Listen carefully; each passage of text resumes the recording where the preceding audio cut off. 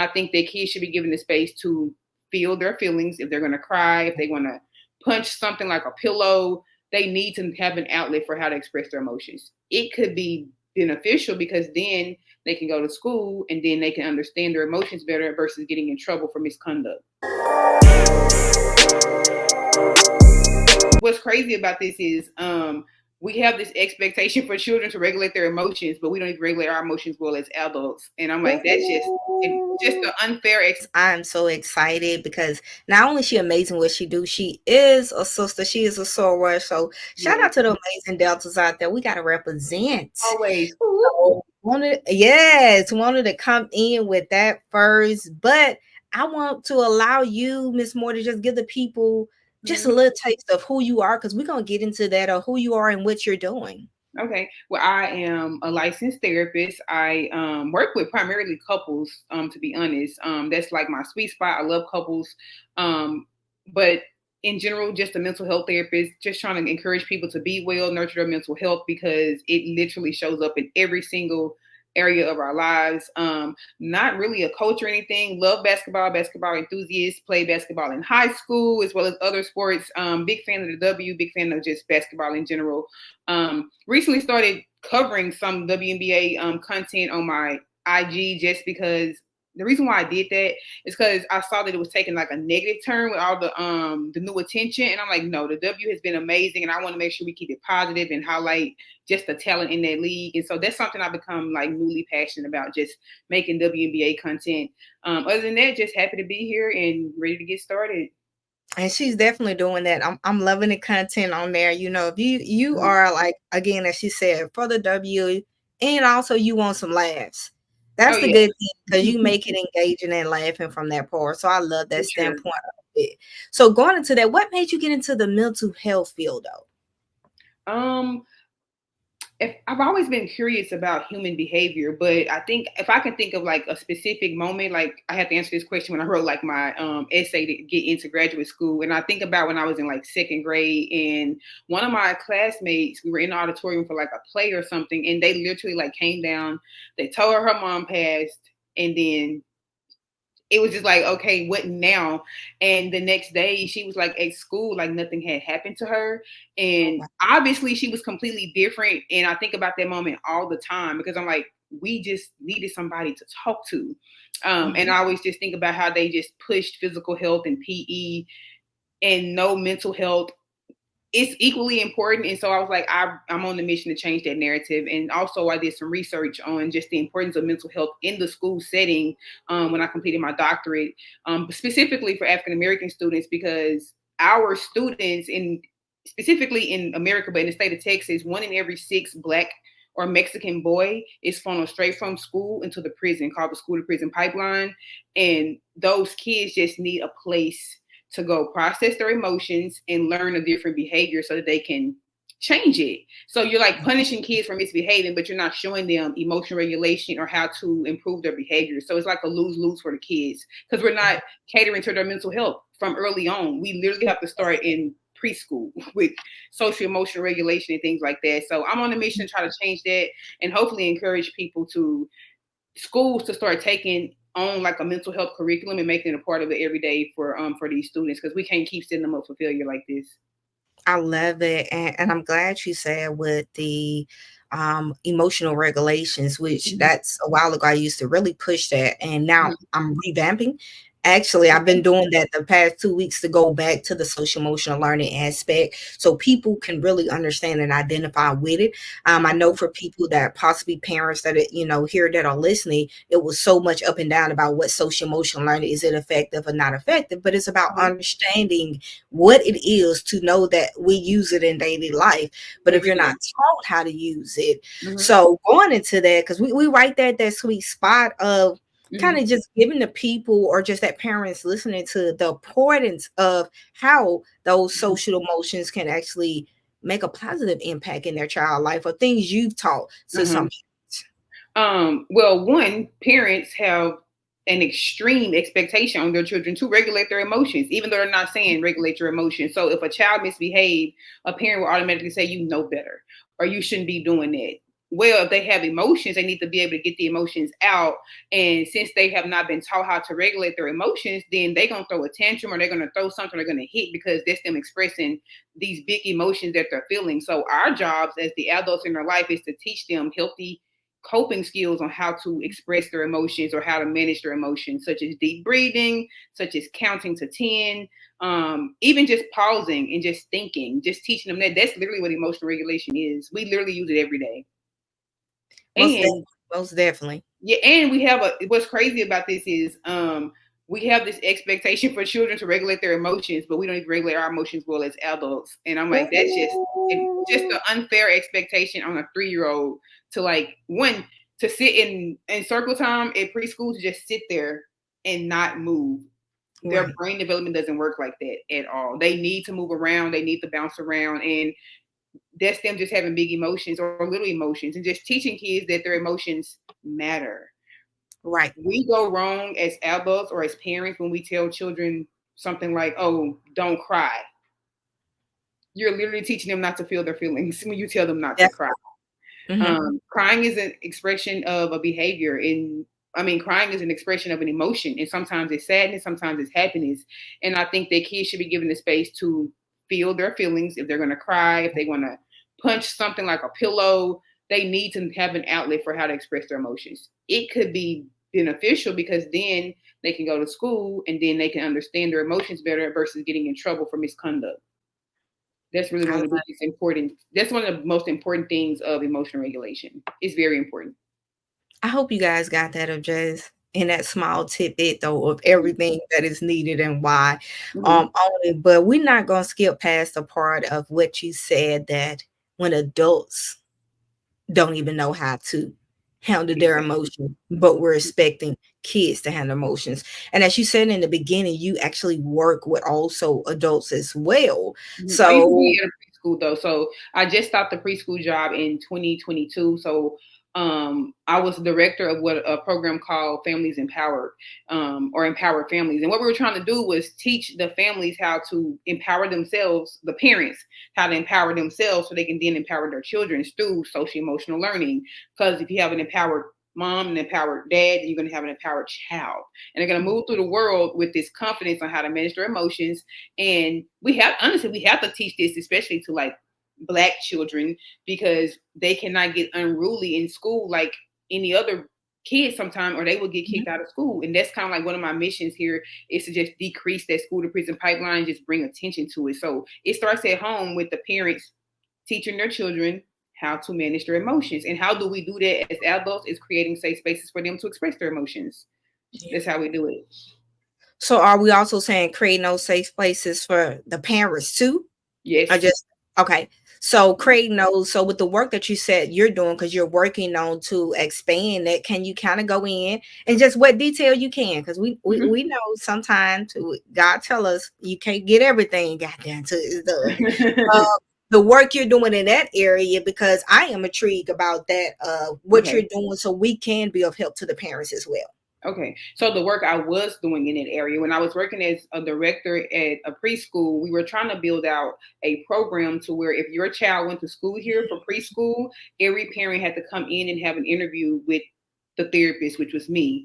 I love that approach, because what that does is we're going to wrap around the whole child when they come into this preschool. And what that means is if the child is starting the first week of school off and they're not misbehaving, they're having a great time, and then a month later the child is having abnormal behavior, that means something is off. I have rapport built with the family. I can call home and say, hey, has anything changed? Have you guys been through something? And they can come in and talk to me. And we, the teachers, the therapist, and the parent and the principal, we sit down and wrap around that child, and we try to figure out what is the family going through. And then if the family need more services, then they come see me one to one. We have family therapy. And if the child keeps misbehaving, then it obviously goes up to like a different level of care. Then the family was mandatory required to come in for regular family therapy sessions. This is Mm, this is a better solution than punishing the child.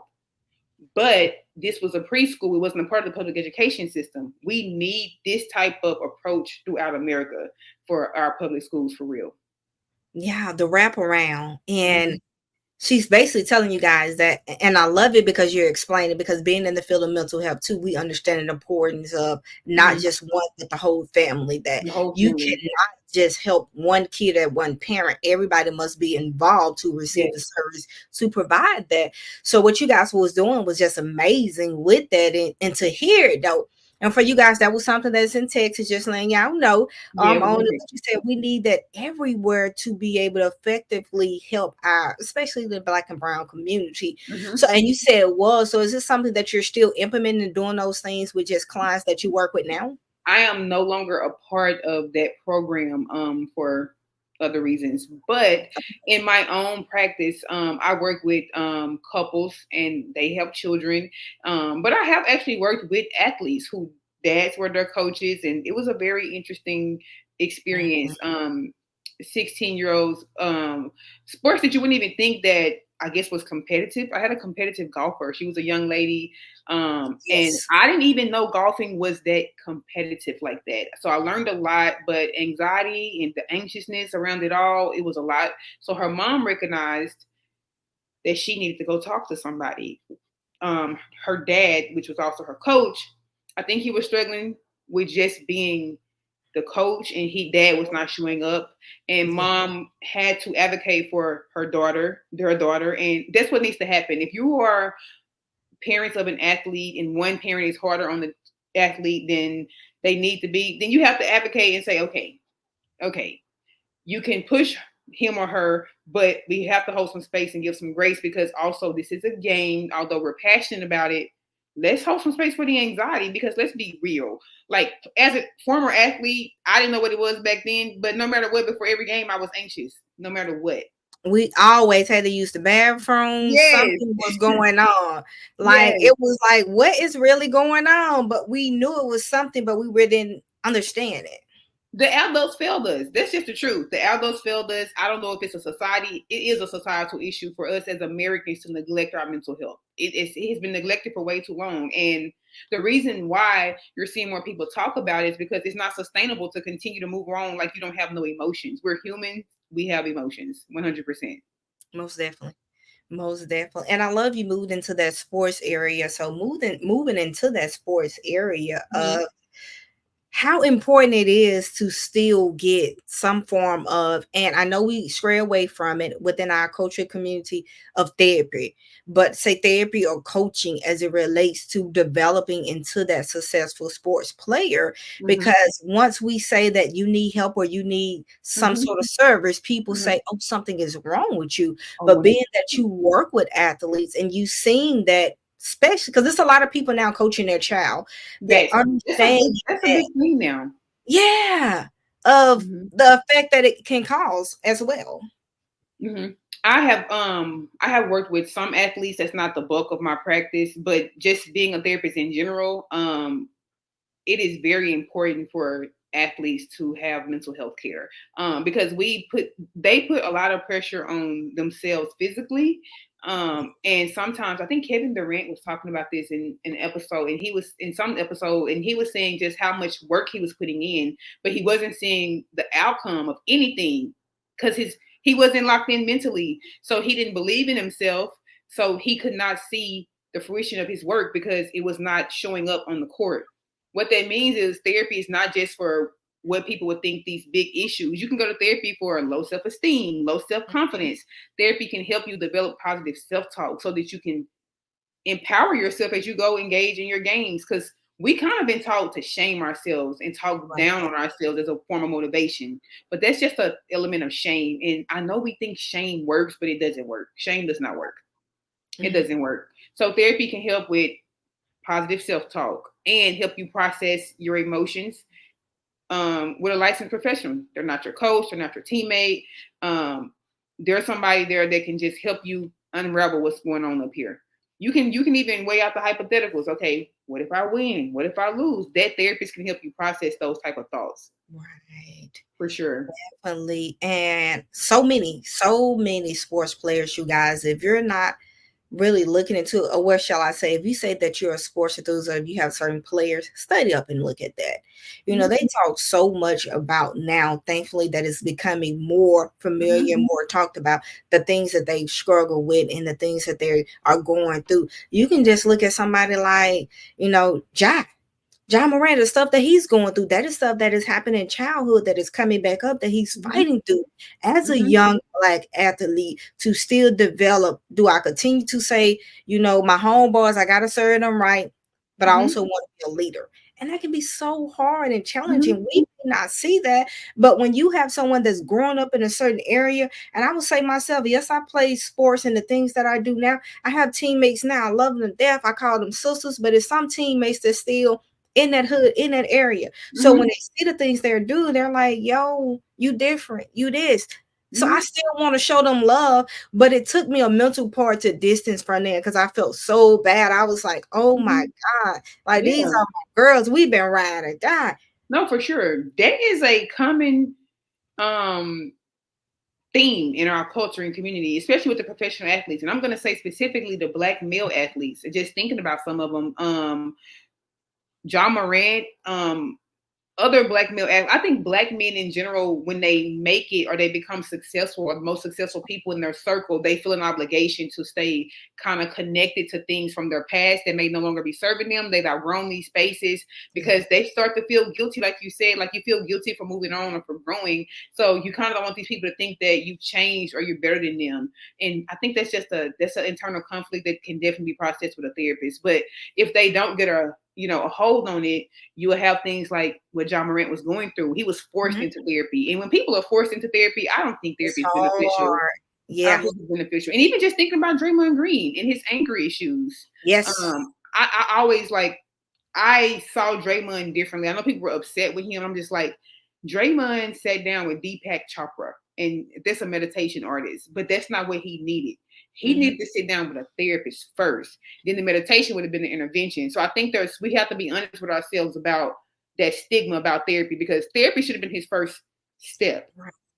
and then meditation, because you can't get to the meditation if you ain't taking control of the thoughts up here. Right. Um, And that but goes to be also, another strong. I'm sorry. No, go ahead. Go ahead. no, I was gonna say, and also just to speak about athletes who are just open about their mental health. Yeah. Kyrie Irving, Simone Biles, and even Aja Wilson, reading her book, these people are just open about how therapy has impacted their life, especially Simone. And what's like so disheartening about Simone Biles' situation is that she was criticized so horribly in 2020 for taking that step away from the Olympics because she needed to focus on her mental health. Mhm. And she needed to do that. And I Right. know, was watching her show, and I'm like, if she have not taken a step back, she would not have performed well in 2020. And you guys would have been, criticizing her, but she For recognized what not she needed. performing well. Yeah, One of those, they say, dang if you do, dang if you don't. yeah. Like, But that's but a she great had example people of there for her. self-awareness. That's a Yeah. great example of self-awareness. She had some really strong self-awareness. She knew herself and she knew she was off. Mhm. And I actually admire her for that. And Definitely. we see what she just did yesterday. So And we also see the blossom. oh And yes. again, because me and you, what we do, we look in detail that Mhm. I love to see her walk, her talk, her Yes. appearance. She's brighter, even from when she was winning back then. It's Yes. just how she is. She's more actually, like you said, the social awareness, but she also more social attentive to her teammates. The Yes. love that she showed, being able to show up authentically is Yes. something that she has to get through. Because it's a lot of athletes that are star players and doing everything, but they're not showing up authentically because No. they're struggling. And as we go back to, as she was saying, Jason, we was talking about Green, but also Jason Tatum. I don't know if you guys heard that, but please, he got a documentary too on YouTube as he talked about his dad, because his dad coached him growing up. And he Mhm. said his mom was a big person that was affiliated with it, because he was saying, even though you guys look at this young man, he said his dad used to beat him. Like, and the beat came in mentally, physically, and emotionally. How his dad would talk to him and torture him and tell him he wasn't going to be anything, he wasn't going to accomplish anything. Mhm. So, as he said, he didn't want counseling. So, there was another, just like Green, a black man that did not want to go to counseling and face things they had to face. But guess Mhm. that they came and they showed up And I would have never got that for him. But he talked about that. He also talked about of just once he got free from being coached up under his dad, he changed his game. He said he played his dad, and when he played his dad, because he went to another school, his dad talked about him so bad and made sure the players knew everything he did, calling him from B words and everything. And he was Mm-hmm. like, from that night, he said he was not going to let none other man, including his dad, let him feel lower than, and he Mm-hmm. changed his perspective. But And, again, no, and go girl. people criticize Jason Tatum because he basically praises his mom. Yeah, When he speaks about anybody, he speaks about his mom. And so, people are saying like they just painting this story of a single black mother, but that's not actually what Jason was painting. It was because Jason probably, I'm sure, have unhealed trauma as it relates to his dad. it was that emotional piece that was Yeah. needed, and a lot of black males, they miss that. And I'm gonna Mhm. say we, because as females, we say that men don't have emotions, but they're taught to not show emotions when they're young. So when they grow up, how do they explain and put those emotions out? And Mhm. his mom was the one. The mom said she was that one that would hug him, hold him, and Mhm. rock him to sleep as a Mhm. high school and a middle school, because his dad and told him that he can't even come in the house because he didn't get so many points on the AAU team, that he had to go more hours in practice. That she said that made a distance in their relationship. Mhm. So Well, it was detail. but that again, that comes back to that shame and humiliation Mhm. that we as a culture just cannot get away from. It's embedded so deep. And I'm gonna just say it goes back to slavery, the Mhm. shame and humiliation. Because we have been shamed and humiliated into doing things like they say black people are lazy. So what we do, we work hard. Right. You don't have to do that. You can actually work smart, and there's nothing wrong with hard work, but there's nothing wrong with smart work either. Yes. Jason Tatum's situation is an example of an unhealthy relationship when a dad becomes the coach, because Mhm. you can do it in a healthy way, but also dad had not learned proper emotional regulation. He had not learned how to be affectionate. And I would say that men and women are not different when it comes to emotions. Women are just encouraged to feel their emotions, and men are encouraged not to. But at Yes. some point, men have to take responsibility of their healing and say, hey, you know, I am human. I can feel my emotions. And a lot of them are doing that today. And I love to see it, to be honest. Yes, and unfortunately, because we'll have a whole nother episode, we'll have to get back on their part Uh-huh. of it, because we love that they're feeling, and now that they are feeling the emotions, they're being said they're soft, or their sexual difference or preference is different, because they're doing that. They're taking time. They're getting those nails and toes in to make sure that their safe care put in. But But we can actually previously, talk not about as that. big. I actually love, so there are a few basketball players now that are painting their nails. I'm not following any of the younger rookies, but I'm pretty sure that a rookie for the NBA is a guy that paints his nails, and he has been getting criticized in the comments. Dwayne Wade said he wanted to get a polish line, and he got criticized. Mhm. I But see, the thing is, everything doesn't have to be sexualized. Yeah. Everything doesn't have to be sexualized. Men deserve to not be sexualized for their behavior, because it's not always meaning that it can determine their sexual orientation or their sexual identity just because a man wants to paint his nails. It's just not a good. It's not a good practice. But specifically in the sports world, you are seeing some of the guys paint their nails. Mhm. They're A doing it. lot of them, they're doing a lot of stuff that say, "Hey, I'm going to express myself, and I'm going to feel good because this is how I want to express myself." Yeah, And, and they're and more than athletes. They are more than athletes. come on, we They're more than definitely athletes. are. And going into that, as we move, talking more about in the female realm of it, how important do you think that social and emotional, or just emotional regulation, is for female athletes? Because, like I say all the time, female sports is growing. We are so thankful. I'm so Yeah. excited. I get pumped. But we're not talking about with growth comes more growth of things that's going to happen to as well. So just speak on that if you would. I think women athletes, they unfortunately have to be so tough, and not because like to be hard on themselves, but because we live in a world where people criticize women for playing sports. They criticize women's basketball players. They criticize the women's build of their body. They have to have so much confidence to show up on social media despite all these comments, and then to show up in the game and actually win, and actually be proud of winning. When they show passion, sometimes they get criticized. I think women are saying, to hell with it all. I'm going to be organic. I'm going to be authentic. I'm going to show my frustration. I'm also going to show my pride. And they're cocky and they're confident. I'm not going to call them arrogant, but I love when they get that passion and they show us that this is what they care about. I think women athletes are very passionate, especially when it comes to basketball, because women athletes are not paid as much as the male athletes. So when they show up on that court, they doing this because this is what they love. It's what they love to do. And they do not get paid nearly as much as the male Come athletes on when it now. comes to basketball. And I like to point that out because people are new to watching the W, and I need them to understand that these women really care about each other and they care about basketball. Like basketball is their thing. Mm-hmm. And when you're living a life or something, the money doesn't matter, it's important and it's vital. Because, Exactly. and I would say it matters because they got to live, they got to feed a family. And what Mm-hmm. must we forget that women are people that have birthed kids. So they have a Yes. whole family. These Yes. are women that are coming in, like shout out to DeWanda Bonner. She was actually one of my teammates. She played, Okay. same high school and everything. Just had Okay. twins and back Twins. on that thing. And So she's it's a so 15-year veteran in the right. basketball world. And I like to remind people about DB because I know they new to the league, but please don't sleep on the old heads because them women can play some basketball. And the best in the Thinking that they're WNBA princess. has been shooting threes. I need people to Mhm. understand they've been shooting threes in the W. They've been shooting threes in the W. Then handling the business. It ain't nothing new and with the lower pay, on it and Yeah. really having to go through that trial and trauma to stick through that. And that was something when I had the pleasure of going to Swing Cash event. And she Okay. talked about that and she got very emotional about that of how the WABA started and where is it now. And she was just like, I'm just gonna be real about it. She said we had to come together as women. She said it was a point where we got together and said we can't do this anymore. That's why so many teams started falling. And I she hate said, but that. once they got together and said that, hey, it's not about us right now, the ones that came up with her, she said, but it's about the ones that's going to come up. So they kind of got together, they bridged together, made a committee of women Mhm. athletes, just like a board or They so. And did, and it still exists. yes, and they're And doing it. I love the WNBA. The WNBA is one of the most passionate leagues, one of the most social justice leagues.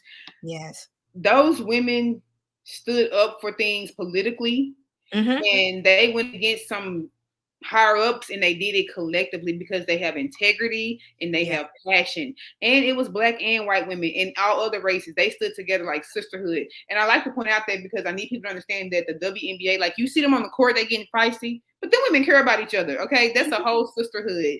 Right. I have a close friend who was in the WNBA. Last time she played was 2019. Spent about a decade or so in the WNBA. So they care about each other. Yeah. They care about each other a lot. And I kind of dislike the hate that's been coming their way, which is again why I started making WNBA content. But I know for a fact that it's challenging for them to show up probably every day, giving all this new attention, all these Yeah. comments that people are saying about them. It's so unfair. And I know they have to work extra hard to make sure they have that mental toughness and they stay locked in. And I'm glad you said that as well, because going back to your channel and why you're doing that, unfortunately, we have to understand people when it comes to social media, to get Mm-hmm. money and come, you gotta paint sometimes a dark, ugly picture. And I Mm-hmm. feel like social media have to do that in some form of fashion to say this is how we get more people to watch and more look. Yeah.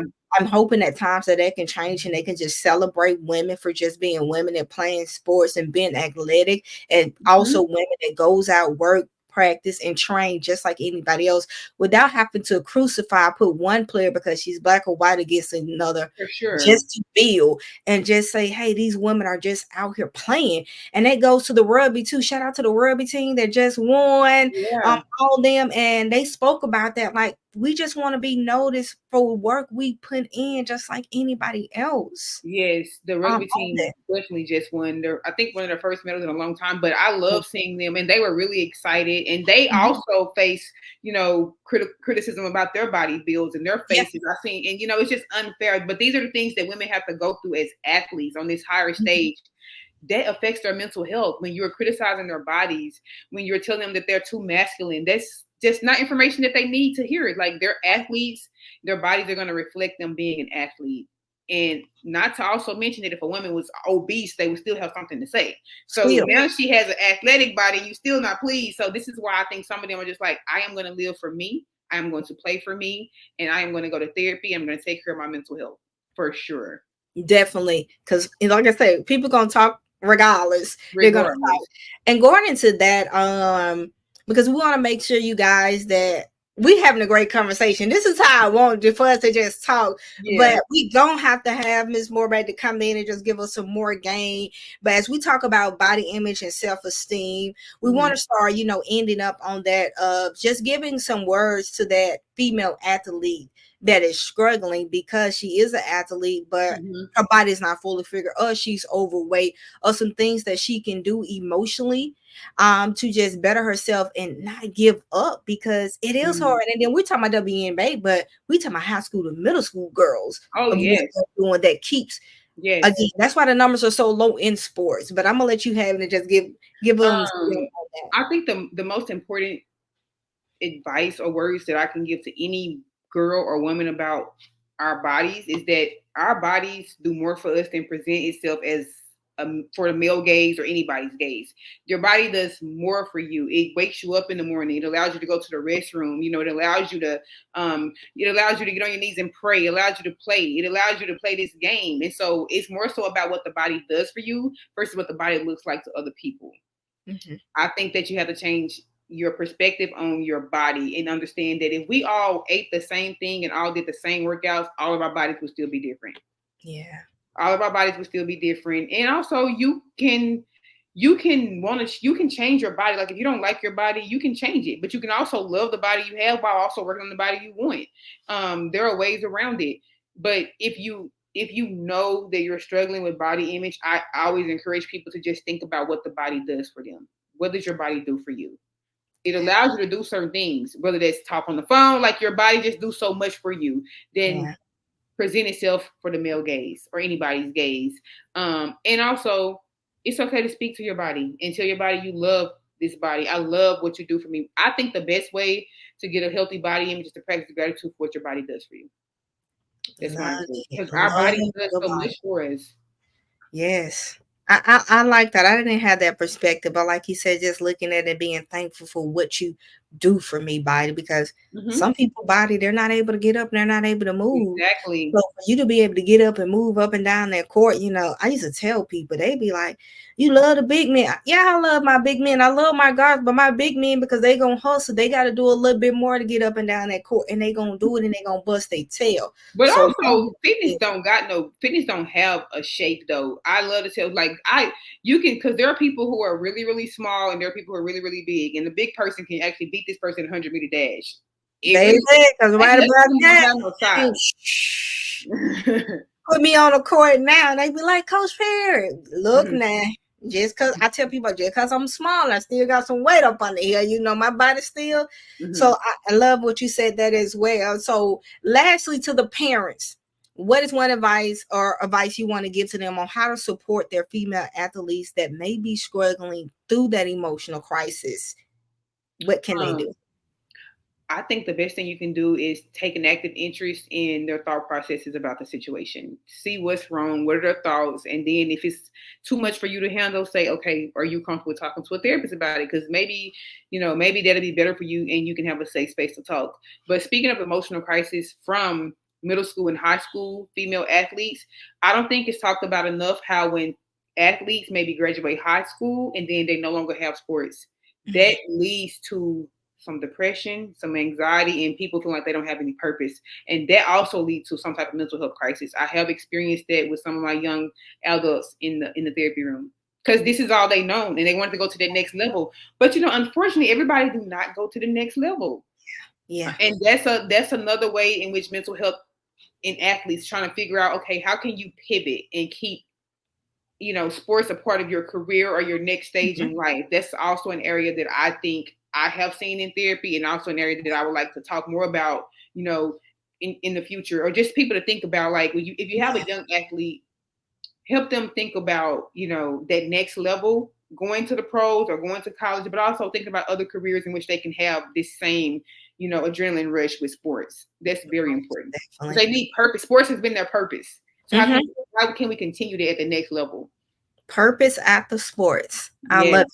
On it. And again, gauging from when before we got on camera, that was one of my things of talking about of why I'm opening now more of for students and athletes college and career readiness, things that they Yes. can do to get ready for that next level, because we actually do. And she's my sweetheart. I had her since 6th grade. She's now attending in the fall of August the 17th to Auburn University. She will be on the podcast, but she is one. She played always since 6th grade, was the captain in high school. But guess what?